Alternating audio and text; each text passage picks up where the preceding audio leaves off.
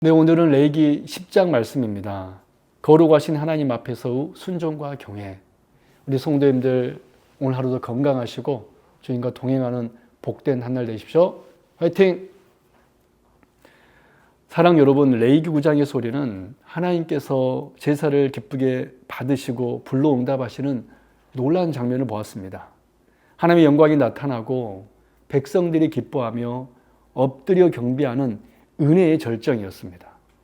그런데 바로 이어지는 레위기 10장에서는 레위기 9장과는 전혀 다른 장면이 펼쳐집니다. 하나님의 불이 은혜의 불이 아니라 심판의 불로 나타납니다. 아론의 두 아들 나답과 아비후가 하나님께서 명하지 않는 다른 불로 분향하다가 그 자리에서 죽임을 당합니다. 이 사건은 우리에게 매우 엄중한 사실을 보여줍니다. 하나님은 사랑의 하나님이시지만 동시에 거룩하신 공의의 하나님이시라는 것입니다. 이 말씀을 세 가지로 살펴보도록 하겠습니다. 첫째, 1절에서 7절의 내용으로 하나님은 자신의 방법대로 섬김받기를 원하십니다. 제사장 나답과 아비후는 하나님께 분향을 드렸습니다. 겉으로 보기에는 예배의 행위처럼 보입니다. 그러나 문제는 그것이 하나님께서 명하신 방식이 아니었다는 것입니다. 여호와께서 명하지 아니하신 다른 불, 이 이후로 그들은 하나님의 심판을 받아 죽습니다. 하나님은 우리의 열심보다 순종을 원하십니다. 아무리 좋은 의도와 열심이 있어도 하나님의 말씀을 벗어난 예배는 하나님께 받아들여질 수 없습니다.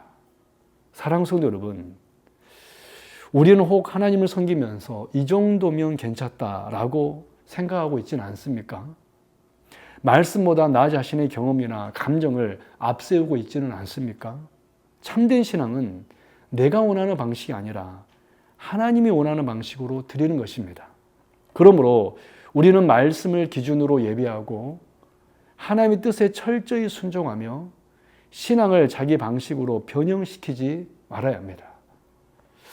두 번째로 8절에서 11절의 내용으로 하나님을 섬기는 자는 영적으로 깨어 있어야 합니다. 하나님은 제사장들에게 포도주와 독주를 금하셨습니다. 이는 단순한 금지 규정이 아니라 매우 중요한 의미를 가집니다. 하나님을 섬기는 자는 분별력을 잃어서는 안 된다는 것입니다. 거룩과 속된 것을 구별하고 정결과 부정을 분별해야 하기 때문입니다. 나답과 아비후의 사건 이후에 이 명령이 주어진 것은, 독주를 금하라는 이 명령이 주어진 것은 이들의 실패가 분명히 독주로 인한 영적인 흐트러짐과 관련이 있음을 보여줍니다. 사랑하는 성도 여러분, 혹시 우리는 세상의 영향 속에서 분별력을 잃어가고 있지는 않습니까? 하나님을 섬기는 삶은 깨어있는 삶입니다. 무엇이 하나님이 기뻐하시는 것인지 분별하는 삶입니다.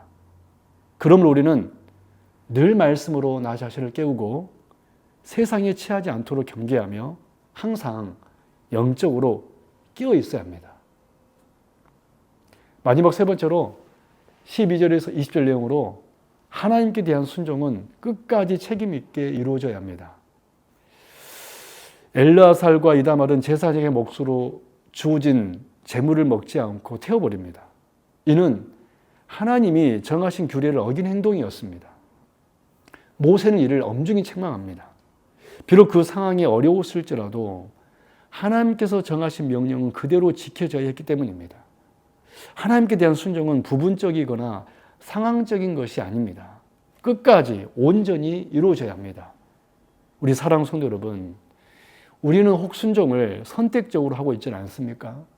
편한 것만 순종하고 어려운 것은 피하고 있지는 않습니까? 하나님은 전적인 순종을 원하십니다. 상황에 따라 변하는 순종이 아니라 끝까지 지켜지는 순종입니다.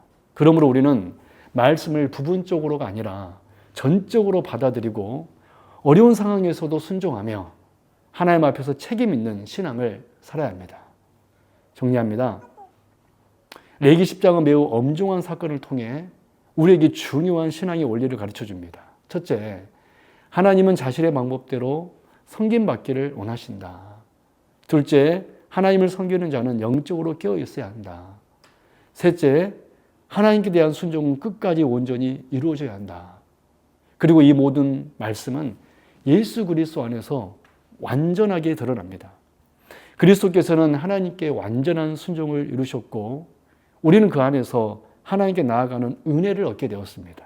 그러므로 우리는 가볍게 신앙생활하지 말고 하나님을 경외하는 마음으로 예배하며 말씀에 철저히 순종하는 삶을 살아야 합니다.